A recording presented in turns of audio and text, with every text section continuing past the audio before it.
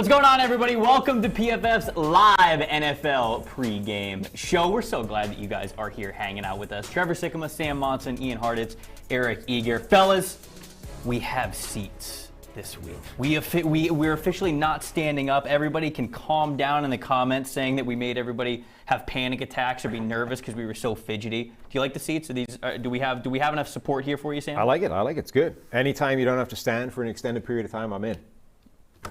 Fellas? I don't know. I'm about to sit in front of Red Zone for the next 7 hours. But hey, whatever. Yeah, but it's different. You know, you get to have the full, terrible posture when you're sitting there watching. Now you gotta sit up for the show. But it's only an hour, so it's all right. We are here to preview Week 3 of the NFL season. There's a lot of really great storylines that I want to get to. Starting with a little bit of buy or sell on some of the undefeated teams in the NFL. We've got the Raiders, the Broncos, the 49ers, the Cardinals, the Bucs, the Rams, and a special what's up from our 3-0 friends, the Carolina Panthers. When I list off all of those teams there, Ian, I'll start with you. Who is the team that you are most excited about that is still in that group, that you really believe in, that you love what you have seen, and there's a reason why they're undefeated here in this season? Probably the Raiders. I mean, I think we'll have some Big Ben slander at some point in this show, so we don't need to, make too big of a deal out of this first 2 wins. But certainly not an easy start. And to see Derek Carr not only pick up where he left off last year, but arguably exceed it has been great. But I feel like we knew the offense was doing good things. John Gruden, his first 20 plays has always been good. It's his defense, guys. Max Crosby, number 1 in pressures and 10th in points per game allowed at this point. Since Carr's got there, they've never been below 20. There's only so much you can do if you cannot stop a single soul on the other side of the ball. Yeah, it's insane. That defense didn't need to get good. It just needed to not be terrible. Yeah. And they've made a couple of massive strides with guys like Casey Hayward as well, suddenly being a viable corner again. Well, and for the bettors that liked over season win total 6.5, 7 preseason, the worry was, their strength of schedule is really hard.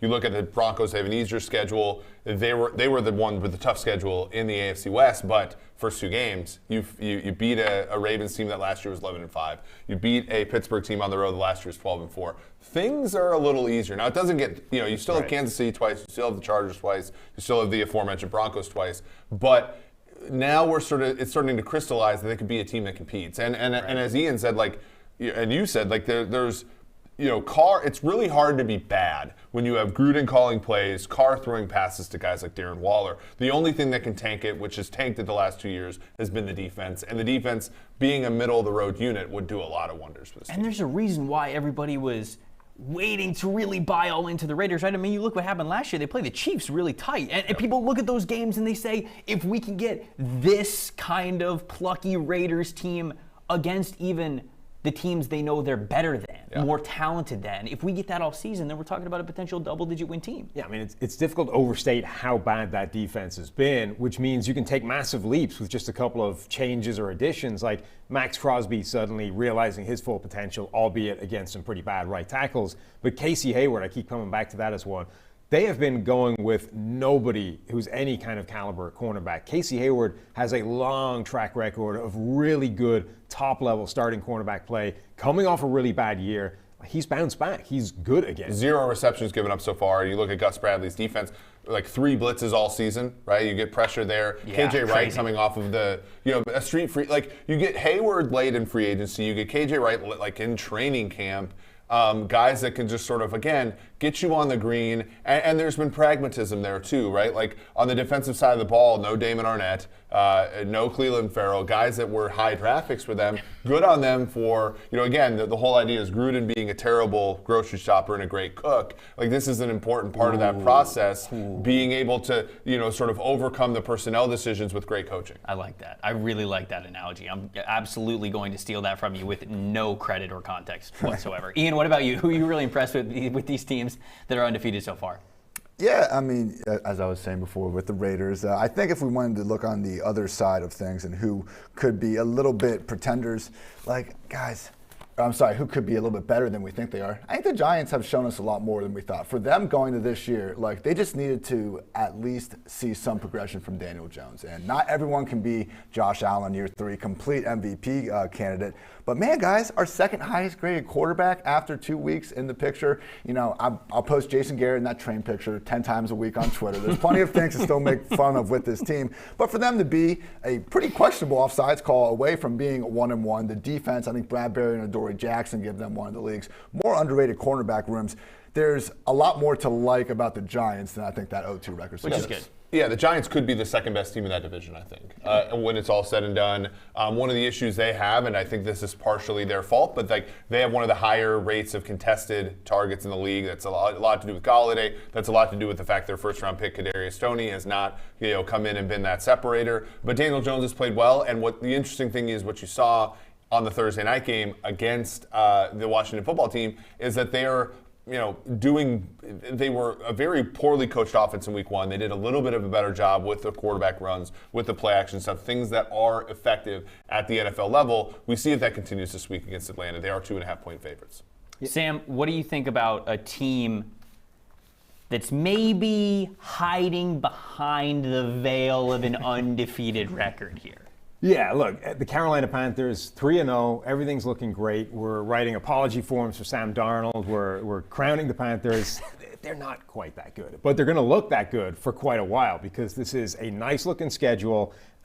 They are rolling against a couple of teams that we expected to be the worst in the NFL, the Jets, the Texans, particularly without Tyrod Taylor there. A Saints team who, look, they've got Jameis Winston, so they could be anywhere on any given day. But they had the hurricane schedule involved there, too, so they even got lucky with that one, the Saints being on the road for a month. Right. And they were down 8 coaches, right? Five defensive starters. That is a significant thing in any given game day. So they've caught a break so far, but they're looking good. They're looking better, and Sam Darnold isn't just getting the benefit of the situation around him. He's actually playing materially better as well in a way that wasn't necessarily the case last year with Teddy Bridgewater.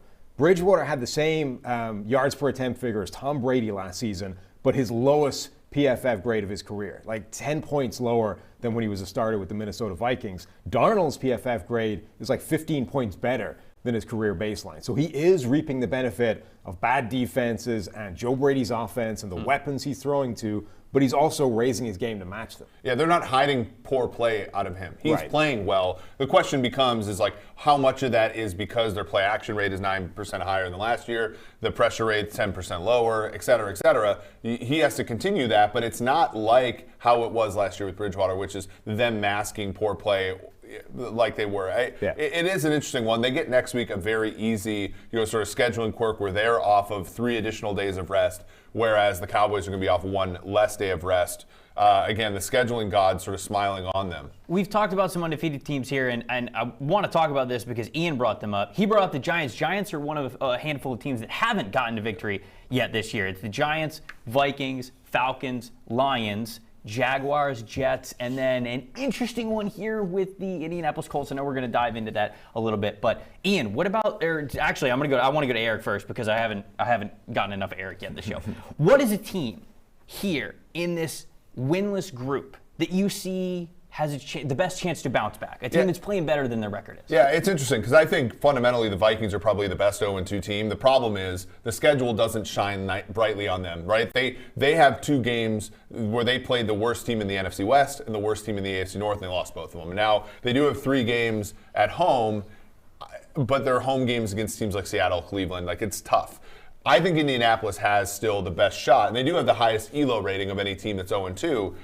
They get, the Tennessee Titans this week, 5.5-point underdogs or so in this particular game. Actually, it's gone to 4.5. People are betting in on Indianapolis now that they think Wentz is going to play. If they could win this game, they could come away, and they've destroyed Tennessee in Tennessee the past few years. If they can come away with a win in this game, then all of a sudden that division is a bunch of teams at 1-2. They can sort of regroup a little bit and use press the edge that they have, which is their stellar head coach in Frank Reich. Galaxy brain idea. Carson Wentz, we already have people rushing to his defense again about the offensive line and all the sacks he takes, saying, Indy needs to improve their front.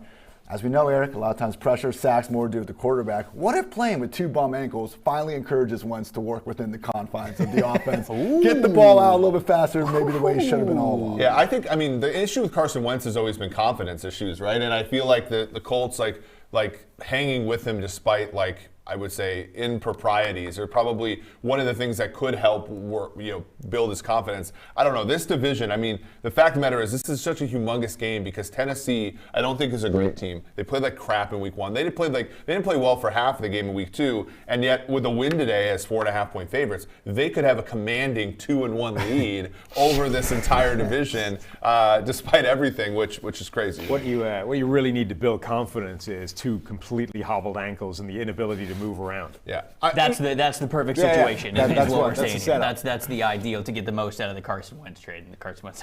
Sam, what do you think about this group of teams that have not picked up a win yet? Who are you really looking at to maybe either take a jump or something like that? It's funny because the two best teams of that group are the 2 that have divisions that are making it easy for them to sort of bounce back quickly. We talked about the Colts and how a win today puts them essentially back in first position in the division. The Vikings could go 0-3 and only be a game back from first place in that division. We expect Green Bay, we'll talk about it later, to struggle against that San Francisco offense. If they fall again, Minnesota doesn't even need to win this game. They could be staring at 0-3 and not actually be in an awful lot of trouble. Yeah, just one game back, right? And only 2 teams ahead of them. Ian, I want to get to a new segment. We're not getting to the contrarian. It's not quite the contrarian segment. That'll make a comeback in future weeks. But this one, we wanted to start conviction, energy, stardom. Not even stardom or stidom. It's not one or the other. It's just straight stardom.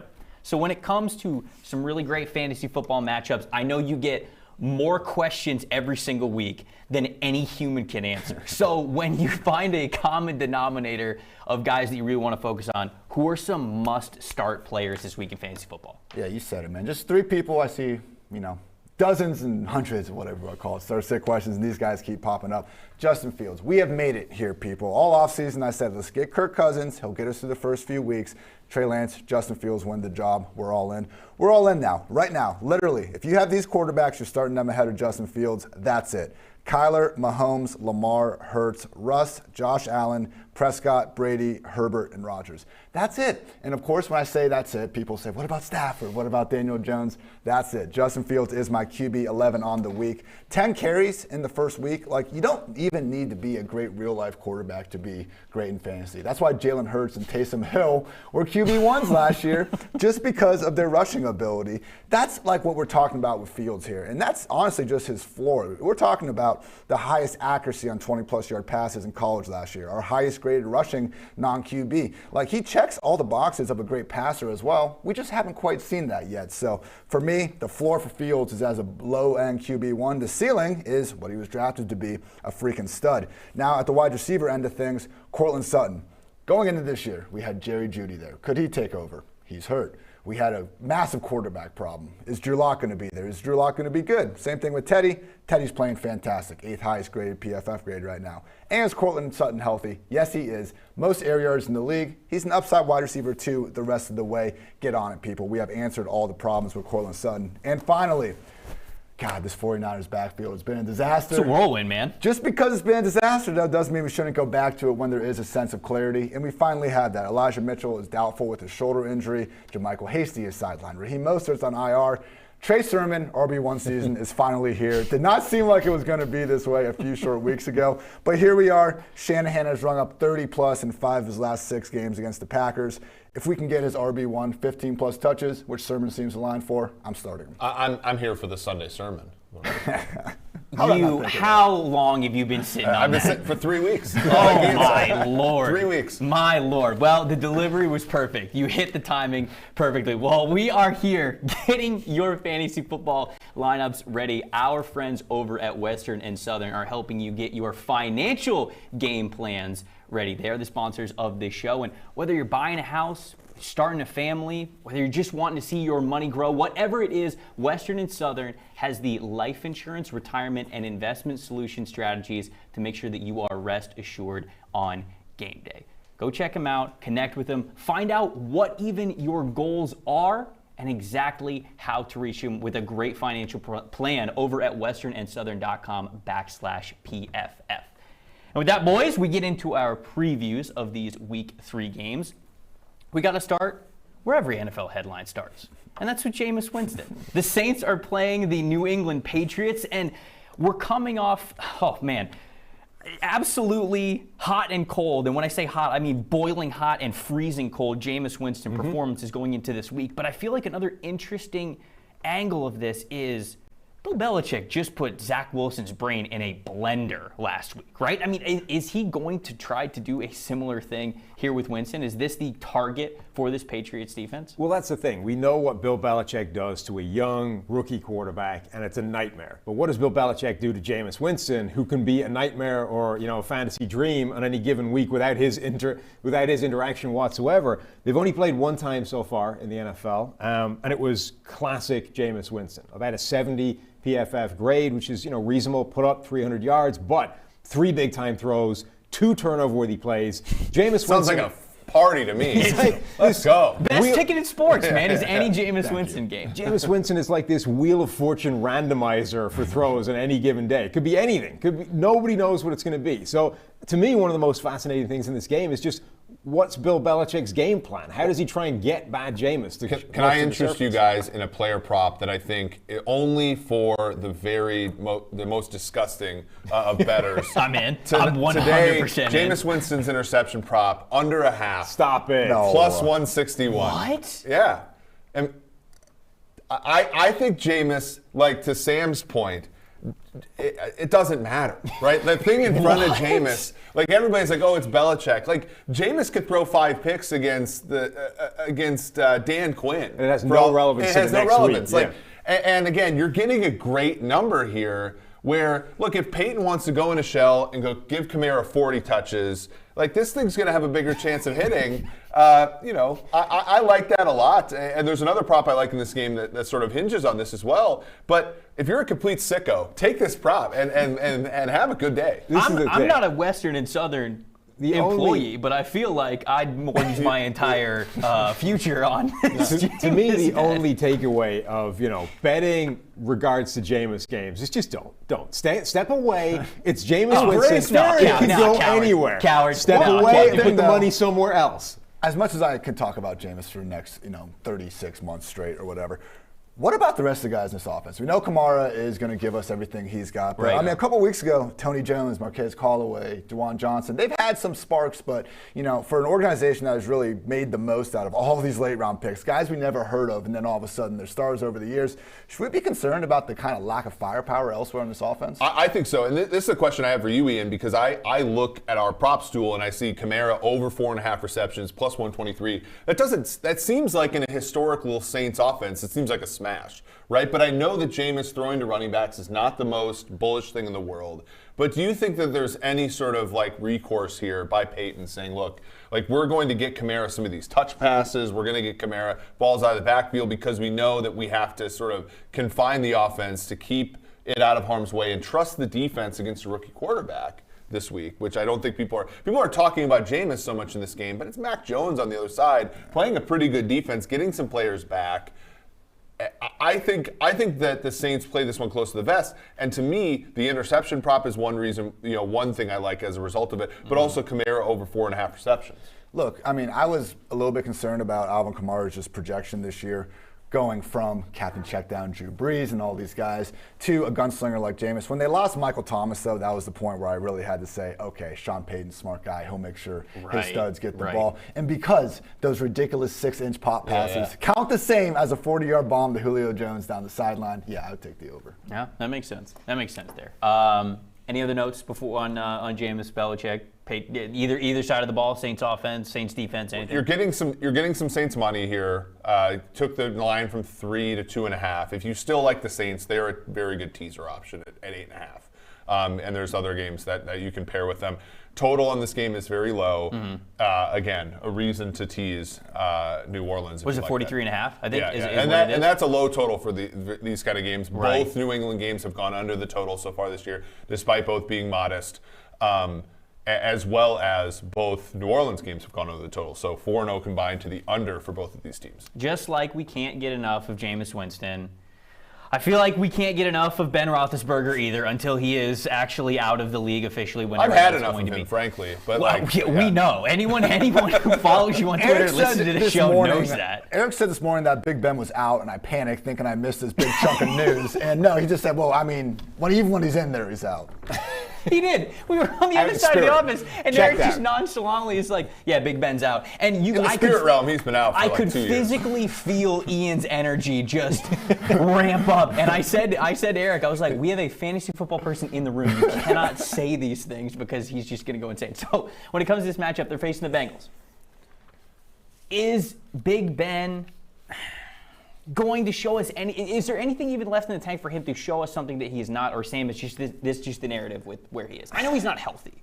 But he's not healthy. He's not what he used to be, and they're dealing with the same problem that the Cincinnati Bengals have, which is, look, this is not a good offensive line. He's going to be under pressure a lot. The Bengals, though, I think it's time to start broadening that a little bit. Let's take all of the blame away from the offensive line and say, hang on, this is the 22nd ranked offensive line in the NFL when it comes to pass blocking grade at PFF. That's not good, obviously, but it's not catastrophic. It's workable. And at that point, he's still getting hit a ton. 17 times he's been knocked down so far this season. At which point, now you need to start taking some of the blame. Burrow, not you, personally. You're okay. Burrow needs to start taking some of the blame. And the passing game needs to start taking some of the blame because Burrow doesn't always have somewhere to go with the football, which is a key part of this. So to me, you've got two offenses that are badly struggling to deal with not great offensive lines, which kind of screams the under to me for this game. Like, both these offenses could struggle. Yeah, and variance too, right? So you're getting money's coming on the Bengals. I somehow got Bengals +7 on a look ahead like 2 weeks ago, and now it's like 3. And even if it gets to 2.5, again, as you said, Sam, a low total. This is teasable. The question I have in this game, you don't have T.J. Watt.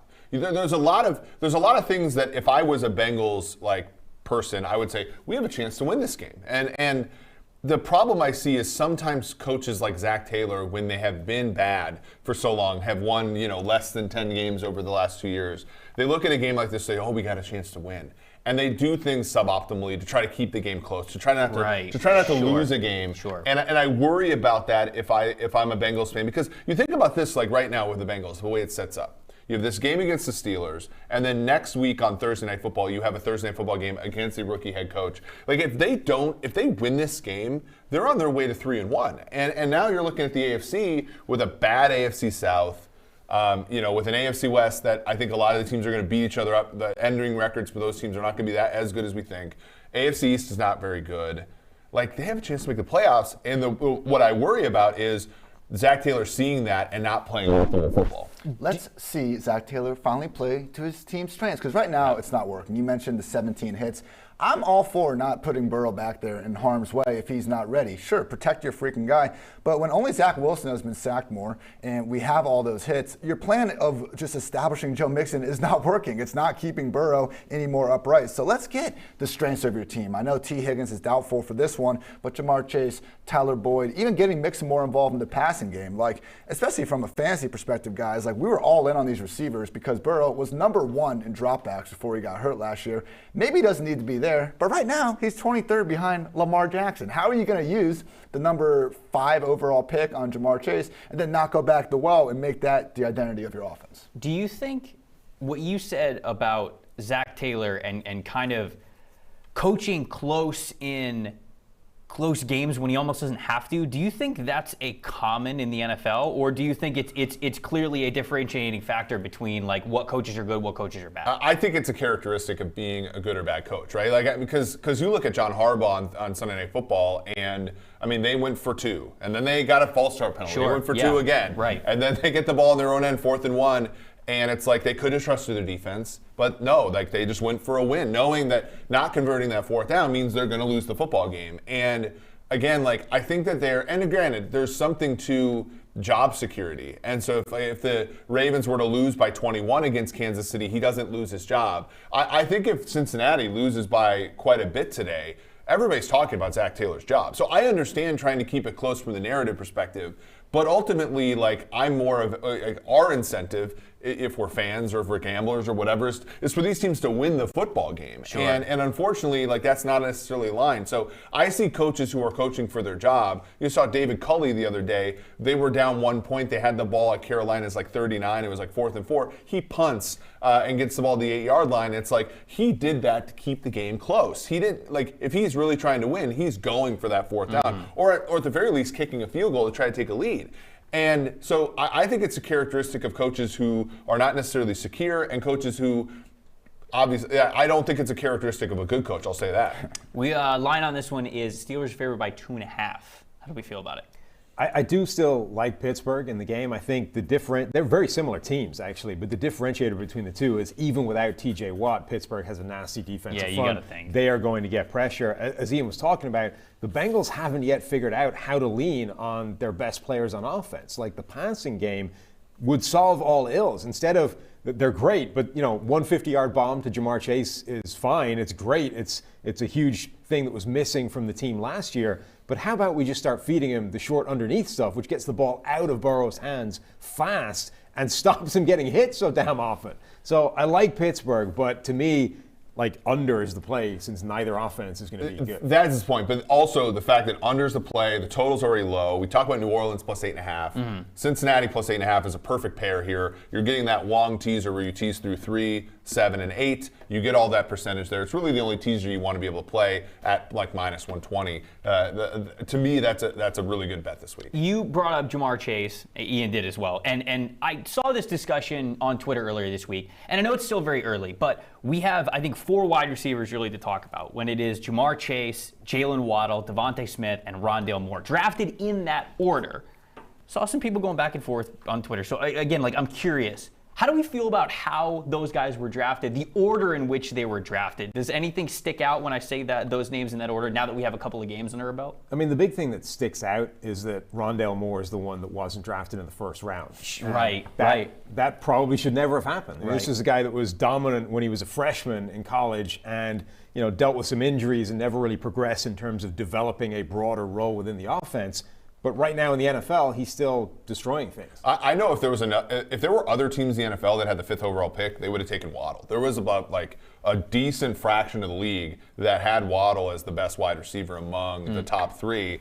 I know Smith was the best performer in college, and it was interesting that he fell behind Waddle, his own teammate who was not as impressive, especially late.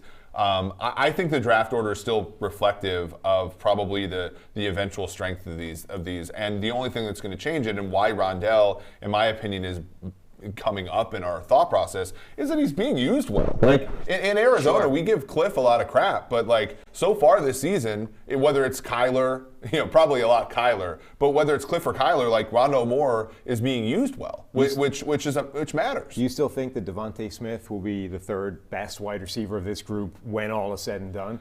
I think so. I think Waddle has something to like. I think Waddle was the better receiver going into last year, and it was just amount of opportunity that got Devante Smith the Heisman. But it's all to be determined. Jamar Chase, I mean, again, it's going to be a situation where if his quarterback can get him the ball, like it's going to be a lot different. Whereas Smith, it looks like great offensive line in Philadelphia, although they're hurting this week. A quarterback who likes to distribute the ball underneath, and a guy who's very good after the catch in Smith. I just wanted to hit on those things real quick because we got to get to Eagles Cowboys, and this is a good Devante Smith transition here. You love to see it as always. This is an NFC East battle, and as we know, every single game matters. We saw last year it didn't take too many wins to win that division, but when you're looking at this matchup here, we saw Dak Prescott in Week 1 came out almost outdueled Tom Brady, right? And so I think a lot of people have a lot of high hopes for him. Jalen Hurts, haven't asked a ton of him over the first couple of weeks, but what are you guys' thoughts on this matchup between the Cowboys and the Eagles? I think the Devante Smith thing is fascinating because there's something to opportunity and targets and when the ball is coming your way. And Devante Smith gets open better than any receiver that's come out of college for a long time. The only one that can even rival him is Jerry Judy, who, again, the same thing, hit the ground running in the NFL, gaining separation plays, regardless of what level you're at. And if you looked at his numbers last week, you're like, ooh, 7 targets, 2 catches, not a lot of yards. This is a little bit worrying. What's going on here? But you dive into the tape, and he was open behind the defense for like a 50-yard bomb earlier in the game. Jalen Hurts missed him. Open again later. It was a contested catch. Couldn't come up with it. Devante Smith, I think, is going to be fantastic. And it plays into what you can expect from Jalen Hurts because his floor was what we saw last week, which is 1 for 6 on these deep targets. Missed him, but also had one where his receiver was sort of squeezed out of bounds, great throw. But his ceiling is that week 1 against the Falcons, where he connects on a couple of those, and you add in all the rushing threat, and suddenly you've got an extra 100 yards on top of that because he's hit on a couple of these bombs to open receivers. Smith literally had the most unrealized air yards last week, which is a fancy way of saying like he had the opportunity to get so much more out there. I do wonder if the breakout happens this Monday night, because don't look now, but Trayvon Diggs got Mike Evans, got Keenan Allen in week 2. Keenan got over 100, but he had to work for it. Pretty impressive performance so far. That's a good example of why you don't write off cornerback. Like highly drafted corners from the SEC. You don't write them off because corner play is extremely streaky. Defensive coordinator change in Dallas seems to have at least made it not embarrassing for Dallas. And this is why, when you talk about it from a betting perspective, the bet I like the most in this game is under. And I know at times you could have got 51.5. It depends upon if it's available or not, but that's a sort of a key number in today's NFL. Like, when you look at this game, I think Dallas is going to, we talked about the first 2 games, how awoke it was that they actually went out there and played as underdogs. And they did that both games. In this game, they're not an underdog. And you wonder if that causes them to try to get Zeke going. And if they try to get Zeke going, this game's going under the total by 2 touchdowns. Well, speaking of things that I saw plenty on Twitter over the last 2 weeks, I mean, the Tony Pollard, Ezekiel Elliott debates have just been unbelievable. Yeah. And Ian, I go to you because you study running backs more than anybody else because it's such a big impact with fantasy football. So Tony Pollard and Ezekiel Elliott, I mean, what are your thoughts there with what's going on? So I guess my issue with the nationwide just hating on Zeke with this whole situation, like Pollard is averaging 7.7 yards per carry this year. He's our second highest graded PFF rusher behind some guy named Nick Chubb. And if you look at most of the metrics that he's put in coming into the league, broken tackle rate, yards after contact per carry, he's up there in the top 2 with Chubb, with Henry. Like, how many teams would we have in the NFL that Pollard could be on where the conversation wouldn't be, let's get him more touches? So I wish we could stop the Zeke slander a little bit and just build up Pollard, because he's been that good, independent of anything Zeke has done. Yeah, but that I think part of the issue is that Zeke has not been effective, right? Like I think the Zeke Pollard thing wouldn't be a huge deal if it was like Cook, Alexander, Madison, right? Like where Madison's a good back, but Cook is like a dominant player who's getting paid the money. Or if Dallas had just done the self-evident thing and shifted the workload away from Zeke towards that's hard Pollard. to do, though, right? Like we're all talking about incentives here. Like, it's hard. Right. But that's why it's a conversation, right? It's not Zeke hate, it's not Zeke slander. Where, like, the point is, you have this guy in Tony Pollard who is grading as the best 1 or 2 players in the NFL since he came into the league, when the competition is Nick Chubb and Derrick Henry versus Zeke, who isn't. But that's dealing with a $90 million contract. And that's part of what we talk about week 1, which is don't coach your bet, right? Don't bet on Dallas as if they're going to do the smart thing, which is to mix these 2 guys around. Bet on them or bet against them in the terms of the total. Bet on what they'll do, which I think what they'll do is try to just, in a game that they're favored, in a game that they're supposed to win, I think what they're going to do is opt to try to justify Zeke a little bit more, which, again, that doesn't, like, Philadelphia's defense isn't great, and they lose Brandon Graham this week. Zeke might average, like, the best thing for this total would be for Zeke to average 4.5 yards a carry, right? Because then they're churning an offense. They don't turn to the passing game. They don't turn to some of the more efficient things. And this game, Dallas wins 24-17, and we're all saying, oh, great, Dallas is 2-1, commanding lead in the NFC East, and it goes under the total and you win your money. I guess, like, the big issue is the manner in which Zeke is used. Just then turns the rest of the offense to be so inefficient. Like, other than Derrick Henry and Nick Chubb, what other running backs do we see getting run in between the tackles 20 times a game really earn our respect? And if Dallas has turned the corner from a tactical perspective, Zeke should be effective in certain runs, like second and short. Like, run the football in second and short. I don't mind that. Third and short, run the football on those downs. But, like, the issue is again, if he's running between the tackles, as Ian said, on first and second and long, like, you're just not going to win offensively, even with the quarterback who's playing as well as Dak is. Another offensive thing to note with the Cowboys, I mean, I know running backs get all of the talk because we like this debate between Pollard and Zeke, but CeeDee Lamb and Amari Cooper, both top 5, top 3 maybe in targets? It's something crazy. And when you think about it, you go, yeah, of course, Amari Cooper getting a lot of targets. Yeah, of course, CeeDee Lamb getting a lot of targets. But to be both of these guys from the same offense being this high, that's pretty crazy, is it not, Ian? They are both must-start guys in fantasy leagues of all shapes and sizes. I'm sure Joe Smith will show me his 4-team league where he already has 5 top 10 receivers. But in the majority of start-sit questions, majority of these questions, you're going to want both these guys. I would just say, though, I mean, Amari, He might be listed as questionable, but he said on a radio show he's planning on playing through this rib issue. Credit to him. He's always banged up, right there with the Julios and Tyreeks of the world, Right. always limping off the field. But when he plays, he usually is effective You think that's enough. a ploy, like to not play run snaps? Maybe. Like I feel like that's what Julio's whole shtick was, not is to get the practice. yards per route run up. Yeah, or just not. because he's playing so few snaps relative to his yardage. Chestnut checkers. But the one really cool thing I saw with CD last week, like they're not just using him as, your prototype, go out wide, go beat your guy. They lined him up in the backfield and just gave him a legit carry. They're getting the ball in his hands. He's still returning some punts, and they should, because my goodness, guys, he looks like if he's not already one of the best receivers in the league, he's certainly on that path. You mentioned the over-under on this one's 51.5. Dallas favored by 3.5. I mean, what do we think here? Yeah, Is it the right money's line? coming in on Philly. I would say lay off the spread here, just because Philly's got some of the characteristics of a team that can hang with, keep games close. But it's the very reason you should like the under in this game. I just don't see a Jalen Hurts-led offense being an offense that you want to be betting overs on. They're I believe 0-2 to the they went well under against San Francisco. They went under in their first game in a victory. Dallas actually, weirdly, last week they had a similar total in the LA Chargers game of 50. I think it was 55.5. That game landed 37, and I know it was aided by a lot of penalties and stuff like that, but it went well under, and that again plays to sort of like, Dak's not turning the football over. They are running the ball more than maybe some teams. And again, it kind of condenses. And their defense is not an absolute disaster. Micah Parsons changing positions, had one of the most productive games we've ever seen a rookie have. So I like under here, but I don't necessarily know if I can lay a full field goal with Dallas. Got a couple more monster games, potentially NFL changing, league changing games that are happening today that we're going to preview. But before we get to that, I got to talk to the good people about our friends over at Pristine Auction. This is your go-to place for signed sports memorabilia. It's all auction style. So you search for your favorite team, your favorite player, whatever, you find exactly what you're looking for. You can bid on it starting at $1. And if you do, use the promo code PFF when you sign up. It's pretty easy. It's just 3 letters, so remember it. You're going to get $10 off your first auction that you win. Not just the first one that you bet on, so you don't have to sit back and be timid about what you get in on and think, oh, I can't waste the $10 in the promo code. No. It'll automatically go off of the $10 for whatever the first item is that you win. PristineAuction.com. This is your go-to place for signed sports memorabilia. If you're in the market, check them out. You won't be disappointed. First monster game that we got to talk about. Potential preview of the NFC Championship game. Yes. Tampa Bay Buccaneers, Los Angeles Rams. This is huge, right? Because there's such mega narratives with both of these teams. They played last year. They're switching sites this year. And so, Sam, I'll go to you first.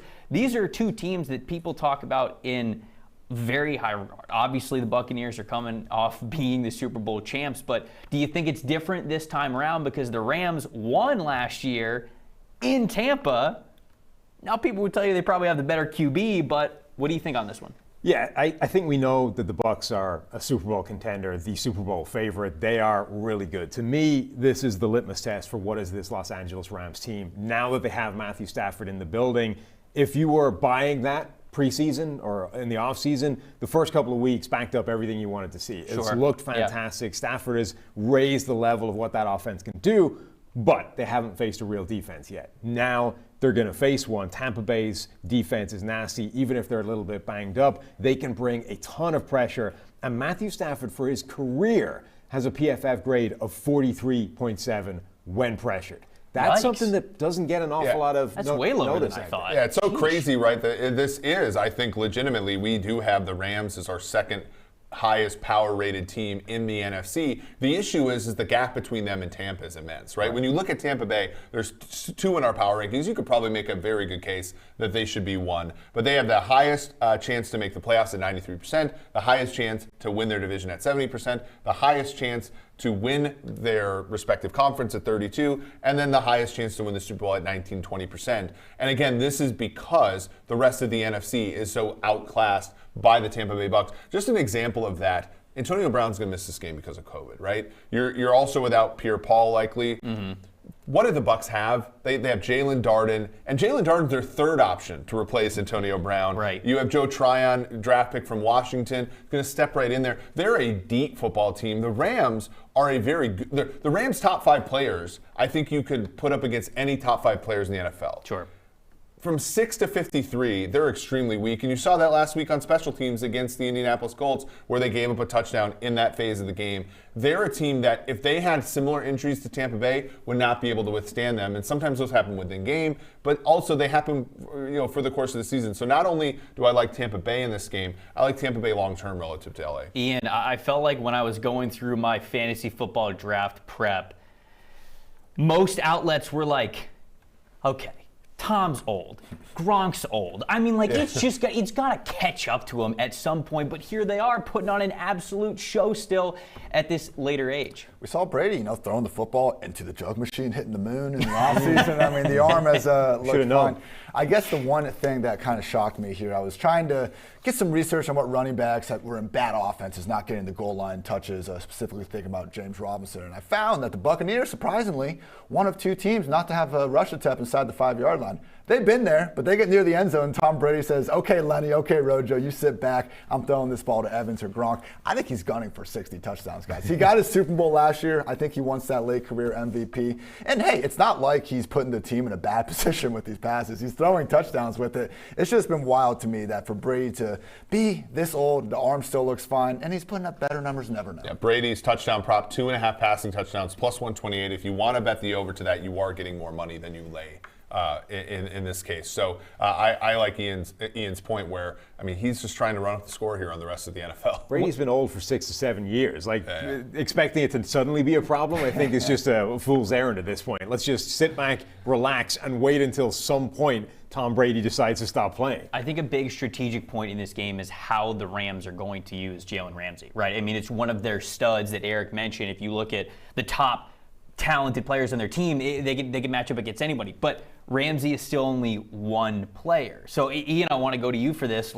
How do you use Ramsey in an offense that has so many different weapons? Gronk, Evans, Godwin. Now we're going to see Scotty Miller, who was obviously a big-time playmaker for them down the stretch in the playoffs. Tyler Johnson, who's been reliable. More tight ends that they could go to. Where do you use Ramsey in this game? Credit to the Rams for continuing to use him all over the place, even in the absence of Brandon Staley now, because Ramsey said himself, he used to get bored, just casually taking away the opponent's number one receiver, because that's just something that people, I guess, should get bored of, being that good at the game. But they use him to set the edge. They use him all over the formation. I do wonder, though, if this week they do just say, hey, go take away Mike Evans, because they did choose that last year. It was only Mike Evans, DK Metcalf, and Devante Adams were the only 3 singular receivers that the Rams said, hey, go lock them up. So that, when it happened last year, that was with AB available.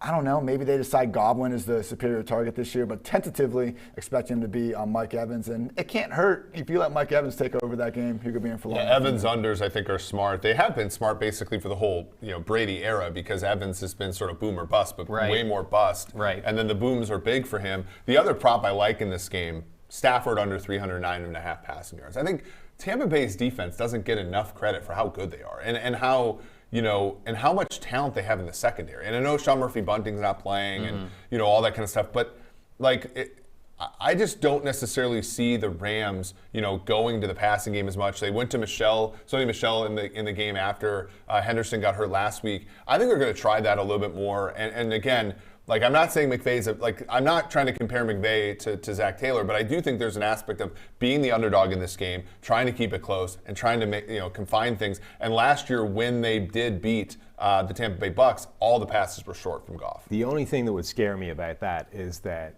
this Tampa Bay defense has allowed 18 yards before contact to running back so far. They're probably going to shut down this Rams run game, force them to the pass. They could potentially be ahead for the entire game as well if their offense is firing. All of a sudden, it's all on Stafford. And whether it goes well or badly, that's historically, the potential it all being on Stafford, though, against good teams has not been good. But it has resulted in yards. In some yards, sure.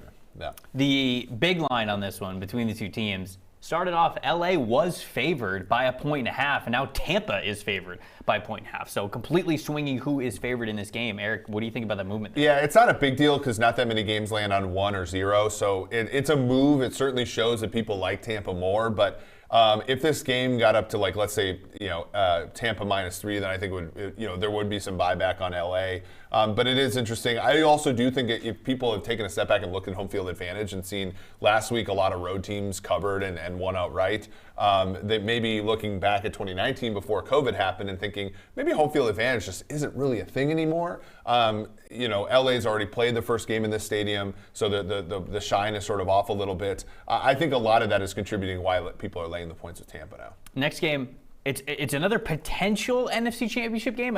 I feel like the 4 teams that everybody plugged in as some sort of NFC Championship game participant, it was the Bucs or the Rams, but also the 49ers and the Packers. Those were the 4 teams I feel like I commonly saw here. And so we have the Bucs playing the Rams, and we also have the Packers playing the 49ers. Sam, I want to start with you for the preview here. And I want to start with the 49ers because it seems a little strange right now to evaluate the Niners because it feels like we're all just waiting. It feels like, okay, we can say whatever we want about this 49ers offense, but it doesn't really matter because when December, November, whenever it is rolls around, this is going to be Trey Lance's team. Do you think that's the case? Are we just kind of buying time, or do you think from what you saw from Jimmy Garoppolo, there's a chance he goes the distance here? I think there's a chance he goes the distance. Look, the moment he was on the roster in week 1, they committed a monster sum of money to him that they didn't need to. I mean, the second they made the move to number 3 to take a quarterback before we had any idea who it was, and potentially before they had any idea who it was, everybody was saying Garoppolo's going to be traded to New England. Garoppolo's out of there. He's gone. There's no way he would still be there.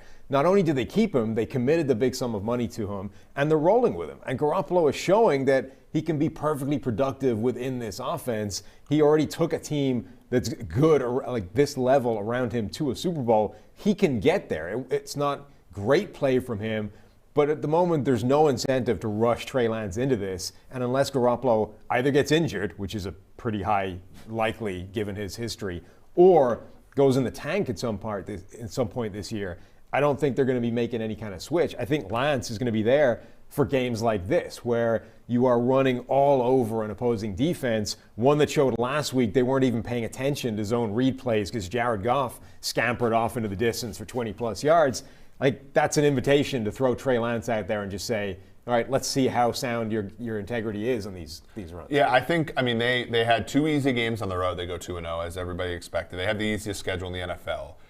Then 3 games against tougher teams, including Green Bay here, and then they have a bye. I think short of completely wetting the bed in these 3 games, Garoppolo's the starter after the bye, and then after that, it's just, as Sam said, just amounts to when he gets injured, because Garoppolo's never failed, especially at the team level. Garoppolo's never failed the 49ers for anything other than health. Except that one throw.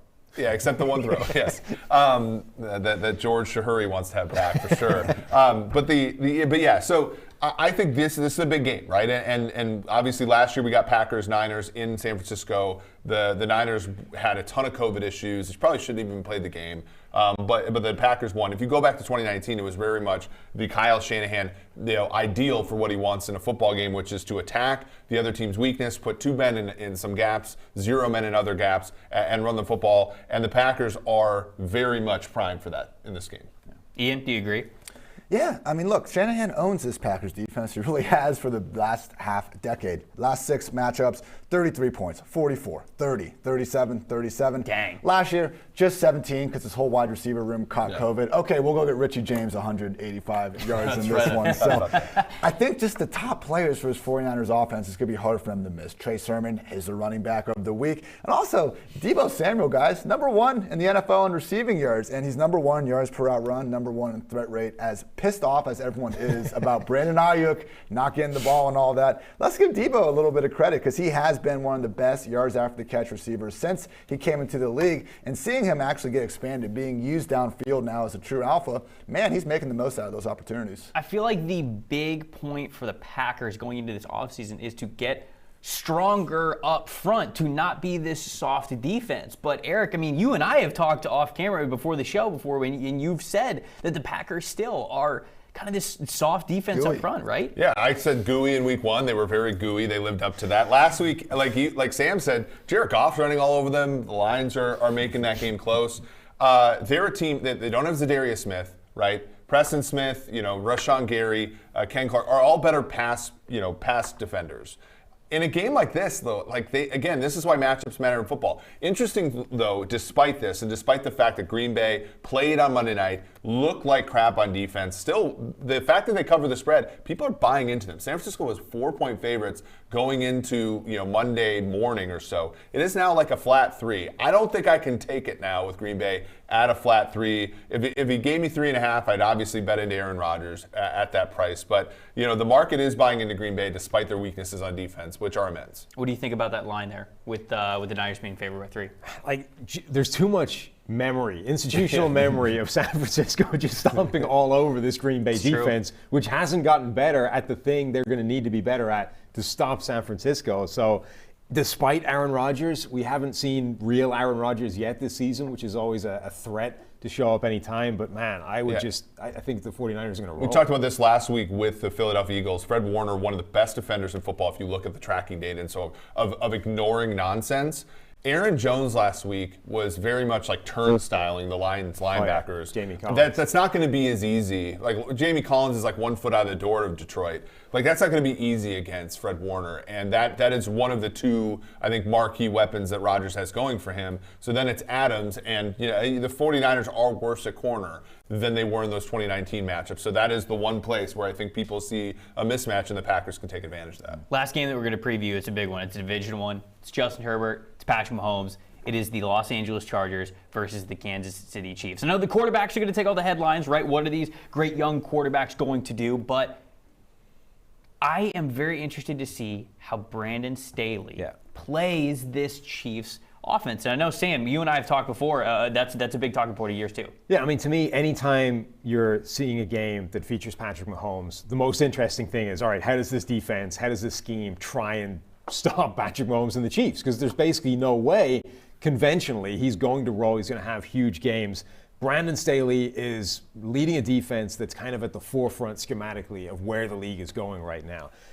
And they excel at taking away those big plays that Kansas City lives with. Last year's Rams team, best in the NFL at limiting those explosive plays, just 10% over the season. The Chargers this year, they're not there yet, but they face some pretty good offenses. So, can they take that away? Can they remove the threat of Tyreek Hill with those 2 high safeties and force the Chiefs to be more patient and pick up all the stuff underneath and kind of kill them with 1,000 paper cuts? Because that's always been a way of defending those high-octane offenses, the Tom Brady's, the Peyton Mannings of the world. Those guys have always been patient enough to do that.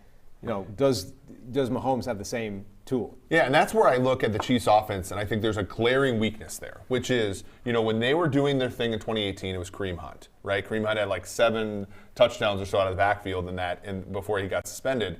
And then in 2019, the Super Bowl run, it was Damian Williams, like making catches out of the backfield, doing things with the ball. And I don't know whether it's his height or whether he has bad hands. But they're missing that. Like Brady in New England always had James White. And they sometimes Edelman misses a year with an ACL, Gronk misses a season, and they always had James White. And Mahomes, for these defenses, needs to find his James White. And whether that's Jerick McKinnon or Darrell Williams or Clyde Edwards-Helaire, they need that, because I don't think that the Chiefs' offensive line is like an offensive line that you can win with necessarily running the football 30 times against those 2 high looks. Maybe the way it was last year when they had guys like Osemele and Mitchell Schwartz in the game. So that's a really tough one here. You look at the other side of the ball, though. The Chiefs defense, 21 missed tackles so far, 9 by Daniel Sorensen. Okay, so when there's one guy that can be exploited there, I think of Austin Eckler in this game as a fantasy guy, as a props guy that might do work. They have the worst run defense in the NFL.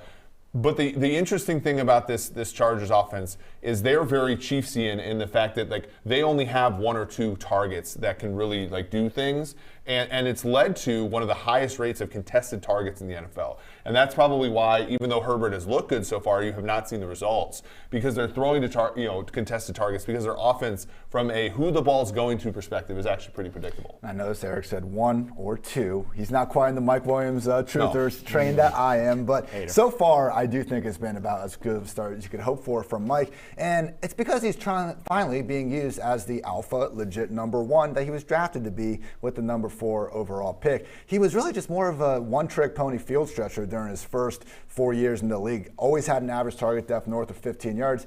Guys, it's only at 10.8 right now. You don't see the same sort of difference in his route tree with Keenan Allen. So far, results haven't been completely splendid on the scoreboard. We want to score points. I understand that's the goal. But just in terms of Mike Williams being someone to never see more than 90 targets in a year, still have an 11 touchdown season to his name, still have a 1,000-yard year. Now he's on pace for 187. So maybe I'm being a little overzealous putting him with the elites of the elite. Man, at least in fantasy, Justin Herbert is giving us himself, Eckler, Keenan, and Mike Williams. I'm happy with this offense. Yeah, I think the issue, earning targets is part of being a good wide receiver, and historically Mike Williams has been sort of that 1.5 yards per route run guy, with the elite guys are more in that 1.8 to 2 range. But he's earned the target so far this year. Just stop the slander is all I ask. We'll see if it continues. Again, the NFL right now with the defenses that Brandon Staley, and you talk about Vic Fangio, a guy who held Kansas City offense in check twice last year. Yeah. You're starting to see these defenses are able to stop offenses with 2 good targets. You need 3. And so even if Mike Williams emerges, I do think the Chargers are shy at least one player in the passing game. Do you think the Chiefs can cover at home with this game? I'm a Kansas City fan, and I haven't laid the points. I'll just tell you that much. I think 7's a lot, and when 7 is the Chiefs haven't covered a regular season game since their mid-season game against the Jets last year.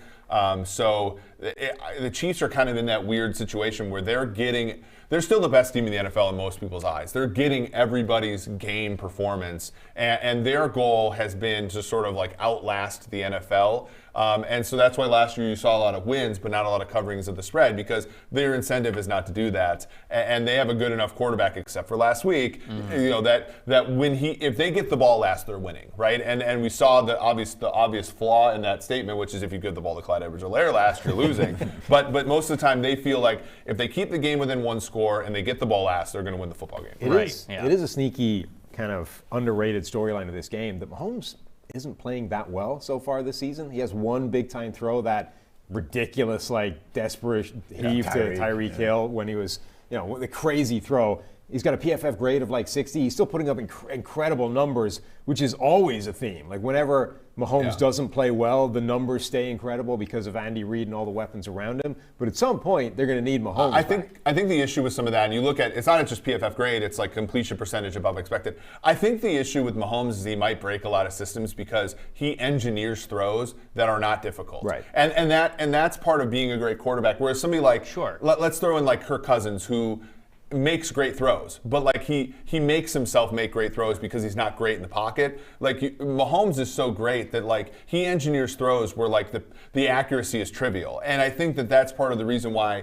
they put up such great numbers. But he might not necessarily grade well in some of the advanced metrics because, again, he's doing a lot of the things that are in the pocket that are separate from the actual toss that he's throwing out there. Sure. Do we feel convicted about the over/under in any way? I think it's 54.5. Do we feel like we're about to see fireworks? I'm going to buzzsaw this and go under. I think, and granted, I'm going to sweat this thing out, but but to me, both Chargers games against the Chiefs, so the one that they both played in last year played under, played at 43. I think the way that both teams are going to try to play defense in this game is going to induce the other team to run the football and to drain clock. Now, if neither defense is if the Chiefs defense rolls out the ball and plays as well against the run as they had the last 2 weeks, this game will go over because they'll just get run all over and they'll have to score. But if they can provide at least some resistance, I think this game will be lower scoring than a lot of people think. Yeah, and I think it's worth pointing out that fact that we've already mentioned, that the Chargers offense hasn't really clicked the way we've expected it to yet.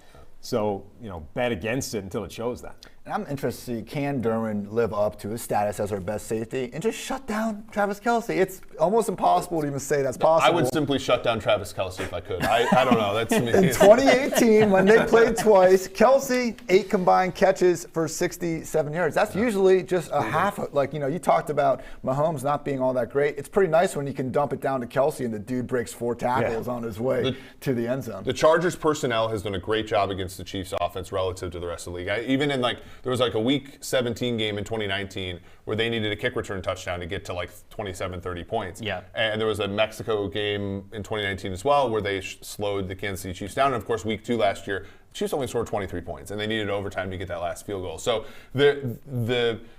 the Chargers defense has the goods to give Kansas City fits. And that's, again, why laying 7 points, to me, you're a maniac if you do that with the Chiefs. I know that this is an element that you can't exactly quantify, but to Sam's point when he says, okay, we've seen good things from the Chargers offense, haven't exactly seen that big leap, but to that point, the Chiefs always get everybody's best, right? Yeah. I mean, when you play the Kansas City Chiefs, you are playing the team that could win the Super Bowl. You want to play your best, so there's no doubt about it. If you guys like what you are hearing here on this desk and want to be able to cite all these kinds of stats and information, you can do so with the subscription over at PFF.com. We got 2 different subscriptions for you, an Edge and an Elite. The Edge, it'll get you a lot of great information. It'll get you the Fantasy Football Draft Kit as well, the NFL Draft Kit when it comes out later this year. But if you want those big-time premium stats, the individual matchups, unit versus unit, team versus team, exactly what you can see situationally that we're citing here on the show, you can get an Elite membership. And I guarantee you, both of them will make you the smartest football fan in the room. You can get both of those subscriptions over at PFF.com.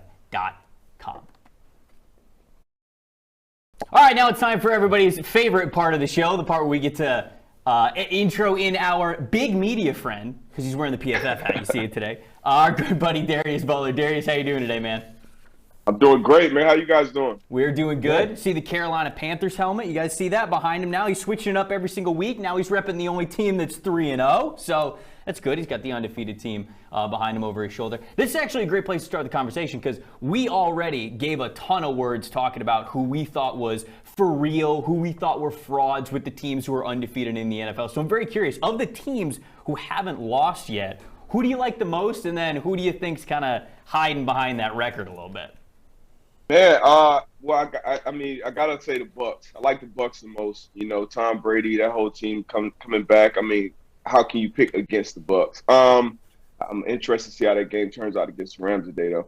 But I would say the biggest fraud on that list is actually the team right over my shoulder. Man. I didn't even. I was tough on Sam Darnold, so tough that I actually apologized to him earlier this week, but. Watching this game, watching his film, I still think he's going to revert at some point to the old Sam Darnold. They were fortunate starting the season, the Jets, and then I don't know what the hell Jameis was doing last week when they faced each other, but he looked terrible against the Panthers. That Panthers defense is really, really good, but obviously they're going to miss J.C. Horn. J.C. Horn did a lot for him, especially in that slot, and then missing C-Mac on the offensive side of the ball. So it's going to be tough for Sam Darnold going forward.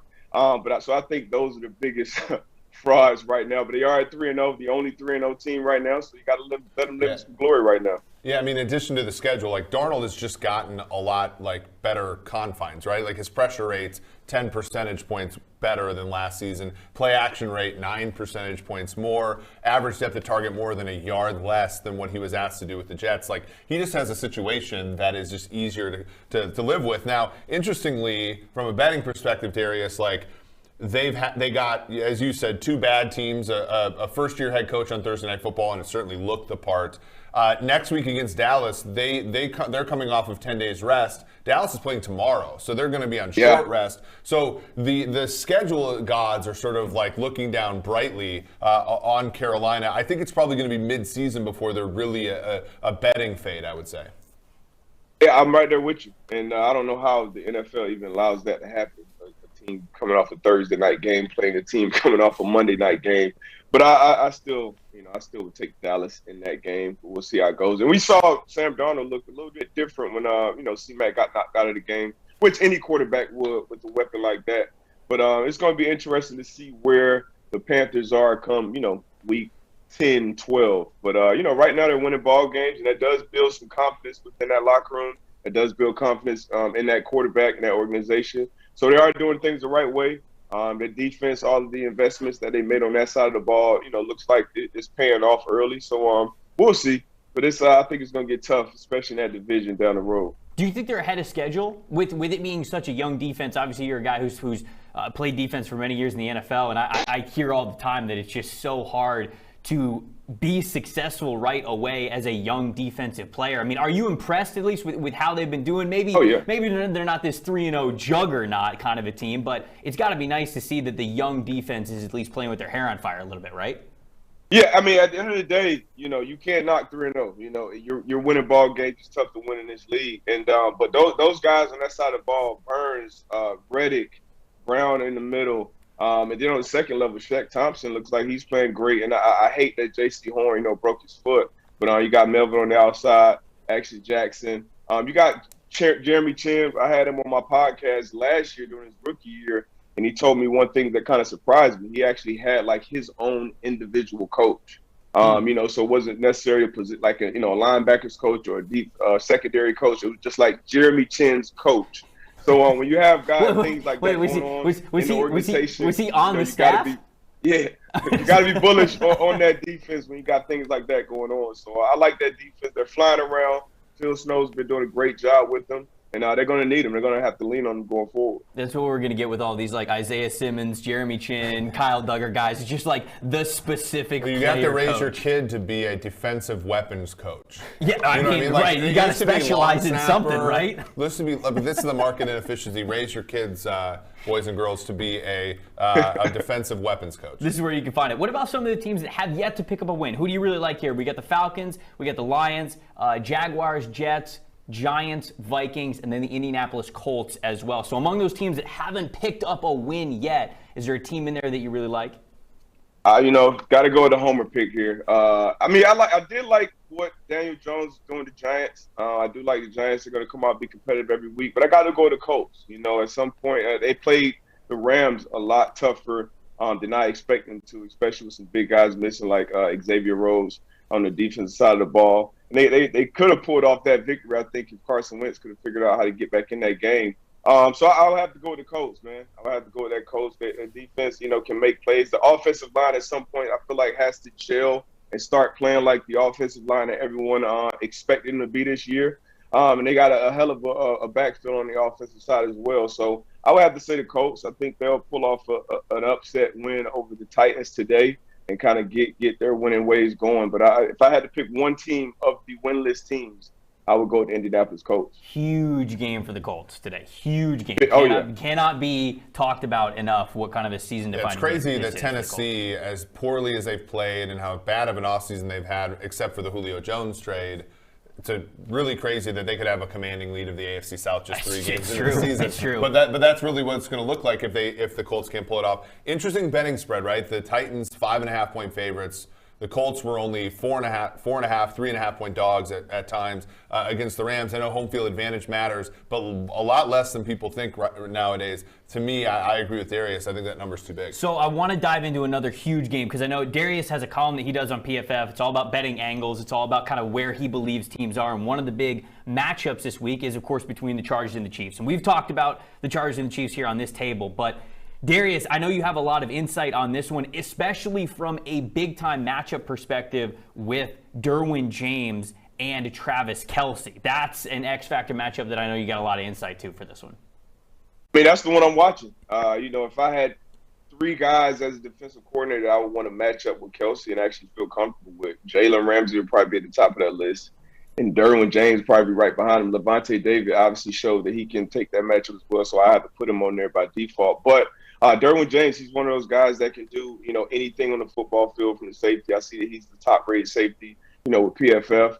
And he's like one of those guys who looks forward to those type of challenges. You see him when he's in practice with the Chargers. He always wants to go with Keenan Allen and one-on-one reps. And Keenan Allen's probably the best route runner in the league. So I love that matchup. I know it's a prop. I think 7.5 catches for Kelce. It's tough to go either way. Hearing Kelce actually say on the Manning cast a few weeks ago, he has the option to just get open sometimes. That's tough to stop when you got a quarterback like Mahomes. But I'm very intrigued with this matchup, and if I had to give an edge to one of these guys, Derwin James or Travis Kelce, I would actually go with Derwin James in this matchup. Yeah, it's very interesting, right? Like when you look at this prop at 7.5 catches, shaded a little over at -117. I think the issue is if Clyde Edwards-Helaire hadn't fumbled last week, if he was viewed more as an option, I do think the Chiefs would be more willing to just sort of let other teams sit in too high, run the football. They might be less likely to do so in a game this week against a offense that I think is actually fairly good and they respect in the Chargers offense. So I do think they're going to throw more than they have in the first 2 weeks, and I think Kelce, by hook or by crook, might end up getting over this total. Man, the Chiefs throwing more over the next couple of weeks is a terrifying thing because I feel like every team. tries to go into every single down like, okay, let's force them to think that running the ball is a good idea just so they don't throw the ball. Yeah. So that's actually a really scary point. I know the Chargers are getting 7 on this one. So 7 points to the Chargers. What do you think about that line? You think that's a little too heavy, or you think this one's going to be a little bit closer? What do you think? I mean, I think that's a solid line, but I mean, if we know the Chiefs, we know they'll win this game and they won't cover. At least that's where I'm going with it. So I think I like Herbert. This is actually where his first start came in. He got through in the fire and took this team, to overtime, and they were the defending champs. So I like Herbert to put up some points. He struggled last week a little bit against the defense, but more so against the refs. So I think he comes out and he balls this week and puts some points up. And I think he's looking forward to sharing the stage with Patrick Mahomes. And I would say same thing with Patrick Mahomes. They respect each other. They see the talent. 2 young, phenomenal quarterbacks in the game. So I'm looking for some fireworks today in that one. What's the over under in that one? What is the over? Do you have the over under on you? It's 54.5 or so. I'd actually lean under. Darius talked about the first starts that they had against each other. That game finished 23-20. So I think that there's a little bit. I'm speaking on both sides of my mouth here, but there is an aspect of both of the Chargers trying to slow the game down a little bit, using the matchup advantage they have with Austin Eckler against the Chiefs linebackers. They can be effective there, but it's sort of a slower paced game, right? For a total of over 54.5 to go over, you're really going to need like a lot of chunk plays, and we know the Chiefs are capable of that. They're less so than they used to be in the Mahomes era, but the Chargers, they have one of the highest contested catch rates in football. I think that their way of scoring in this game is going to be to match up underneath with the Chiefs, but that takes longer, and it makes the total harder to go over. 2 other teams that have had playoff aspirations going into the year, but we figured probably weren't going to win the division, are the Las Vegas Raiders and the Miami Dolphins. They go up against each other today, and they seem to be going in the opposite direction, right? Miami gets the win to start the season and then gets absolutely destroyed by the Bills. Unfortunately, loses Tua Tagovailoa now. And now the Raiders, they seem like a darling team. I mean, Darius, when you think about the Raiders, people are talking about Derek Carr as a potential MVP. Are you buying that? I mean, he's got to be on anybody's list right now. I mean, he's balling right now, and that defensive front for the Raiders. I mean, that was more shocking than Derek Carr actually being, an MVP race, 3 weeks into the season. But they've been getting after quarterbacks week in and week out, and not even having to put more resources to that. Not sending 5, 6, 7 guys, but literally getting after quarterbacks with a front 4. And if you watch the game last week with the Dolphins, that line, I think Buffalo maybe has 6 sacks. Like, the offensive line looked terrible. The protection looked terrible. So I think you see more of that this week with Jacoby Brissett. I think he'll struggle against this Raiders defense. And Derek Carr, I mean, in the critical situations, defensive coordinators have been coming after him. They've been sending pressure. They've been sending the gas, and he's responded and made huge plays and kind of hit him where it hurts the most. So obviously the Dolphins have some talent on the back end of their defense with Howard, Jones, and guys that can cover all over the field. But Derek Carr and John Gruden, they've been on the same page and making huge plays. A lot of people, had Derek Carr kind of, hey, is he playing for his job? I feel like that's been the conversation every year he's been with Gruden. So he's stepping up to the challenge more so than ever this year. Yeah, I think the Raiders' defense has only blitzed 3 times or something this year. It's all been with that front 4. Max Crosby leads the NFL in total pressures so far this season. And the funny thing is, it's going to continue for a while. If you look at the schedule of right tackles that Max Crosby is going to be facing, there isn't a good one on the schedule until week 7. They're going up against this Miami offensive line now that's been terrible so far, that is being talked about, reshuffling personnel as if they have better options just sitting there waiting to come in. And now you've got Jacoby Brissett, who might be more durable than Tua, but is going to hold on to the ball significantly longer. Like, that Miami offense could be in trouble with this Raiders defensive front. Yeah, I mean, I'm right there with you, and that's one thing that you could definitely put as a knock on Jacoby's game is he will hold on to that ball a lot more. They have some speedy receivers that you want to get the ball in their hands early. I mean, I'm interested in how to use Waddle, man, because he just watching him, he's one of those guys that pops on tape like, damn, man, that's a guy I would not want to be in open field with. So it'll be interesting what they dial up, but I think they're going to struggle this week, unfortunately, because they lost 35-zip last week, and it wasn't like you would think Josh Allen went out there and threw for 420 yards, but he didn't look good either. So it was really on that offense not being able to protect the quarterback. Darius, one question here, because I do think Miami's a sharp team. They do smart things. We talked about off air how they've rebuilt it. Right. A week to prepare for Brissett, I think, does help a lot more than just throwing him in as a backup. He's been a quarterback who's been plucky before. Do you think, because I don't think much of the quarterback the Raiders just beat, do you think that this passing game for the Dolphins with a week to prepare for Brissett could actually be a better one than the Steelers one that they faced last week? Given the receivers and all the talent on the outside with Waddle, Parker, and now Will Fuller. Unfortunately, I see it being very similar. I would say Jacoby and Big Ben are probably right there hand in hand right now. That obviously Jacoby's healthier and he's younger and he can make more plays. He's a good quarterback. I play with Jacoby. Jacoby's been a starting quarterback and running out of the tunnel.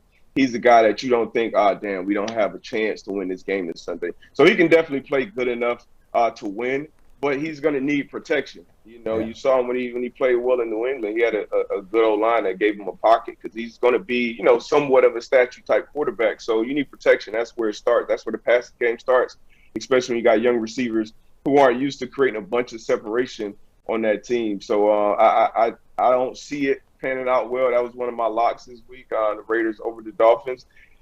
I may be right. Hopefully I'm wrong, being a lifetime Dolphin fan and being a fan of Jacoby.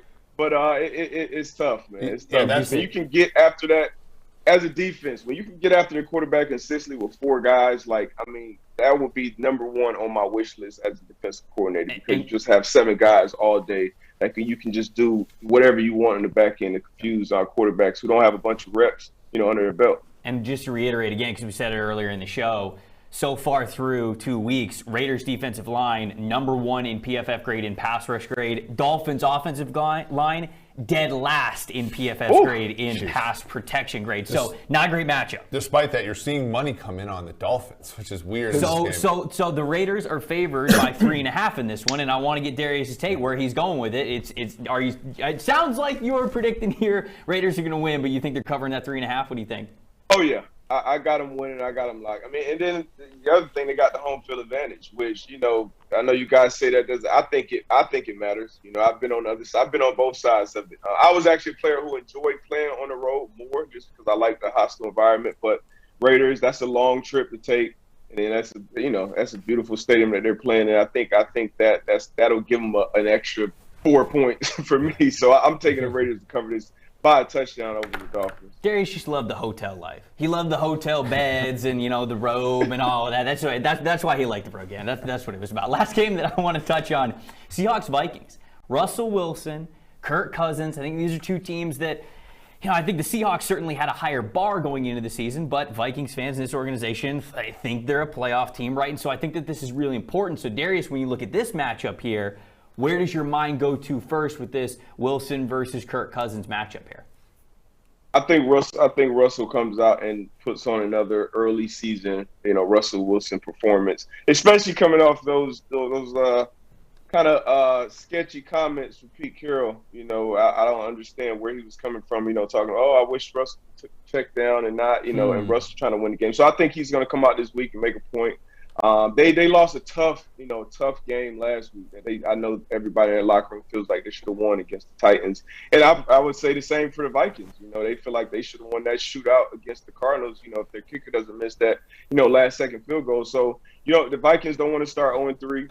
And, the Seahawks are going to come out, I think, and handle business. So I think they win this game and they cover. Dalvin Cook, I think he's trending towards not playing, the last I heard. So that's going to be tougher and more on Kirk Cousins' plate.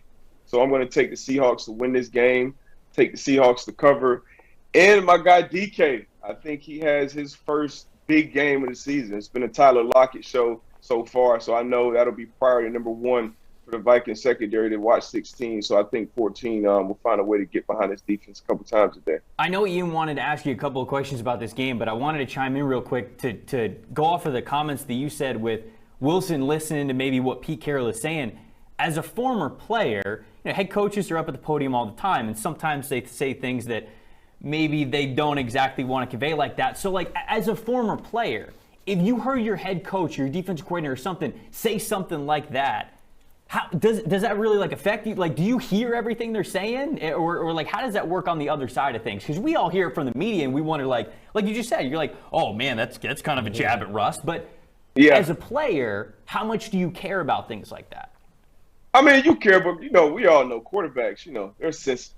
They got egos, and that was already a situation that was an issue earlier in the offseason. Sure. Obviously, coming into the season, just like I expected with Russell and PK. Hey, we're in the best terms we've ever been, and now 3 weeks into the season, you're already making comments like that. So I think it means a little more now. If you didn't have the offseason issues, I don't think it would mean as much. But being that you already know it's something there, I don't understand I don't understand what Pete Carroll's thought process was. Like you said, head coaches are in front of the media all the time, so they know how much power their words hold. So it won't be a big issue right now, but I'm sure this offseason it'll be more there. But it definitely matters, especially on the quarterback side. As a defensive player, we don't really care. It's certain things. I had one issue in my career where a defensive coordinator kind of went after. It was a first-year defensive coordinator. He kind of said something about a rookie that, we didn't like as veterans, him saying it in front of the media. I would much rather, say those type of things in the meet room. Hey, Russ, take the damn,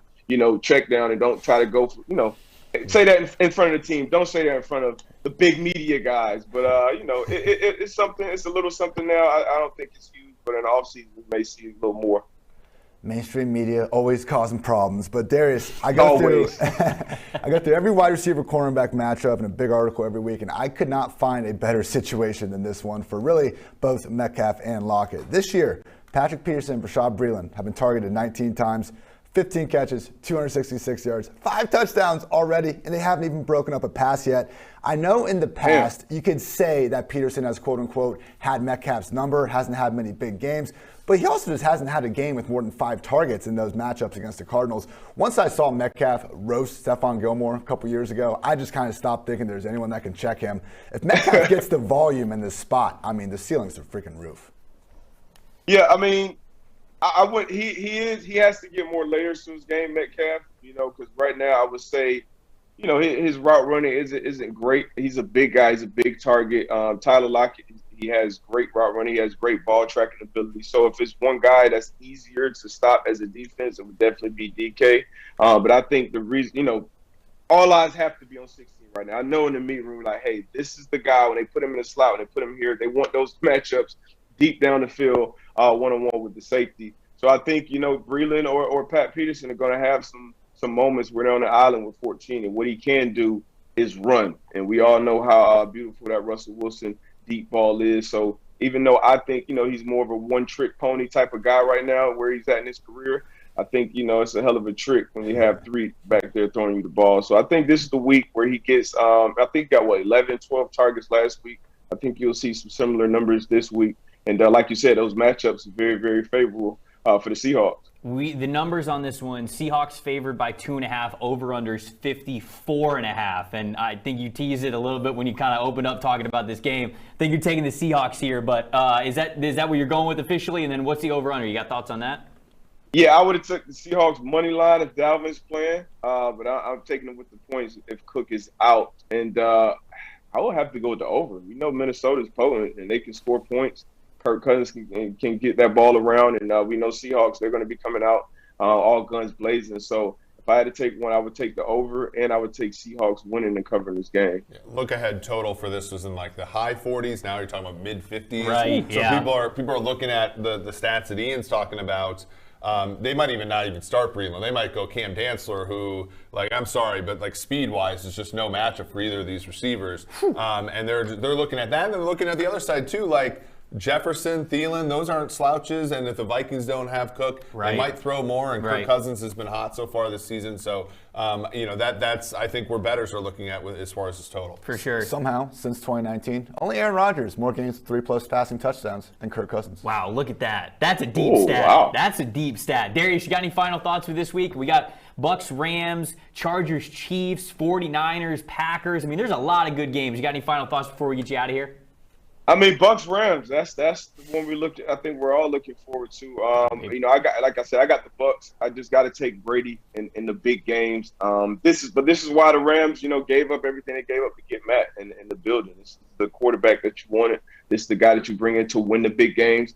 But Stafford hasn't been in many big games of late. So they have the weapons. They have the firepower. The Bucks are missing some key guys in some key positions. You got Kupp, you know, who's one of the best receivers in the slot. And you're missing, you know, Sean Murphy-Bunting still. You're missing JPP. You're also missing AB. But, I mean, with those targets that they have for Tom, I think he'll be fine. So I'm taking Tom and the Bucks to win and cover this possible NFC Championship, you know, preview.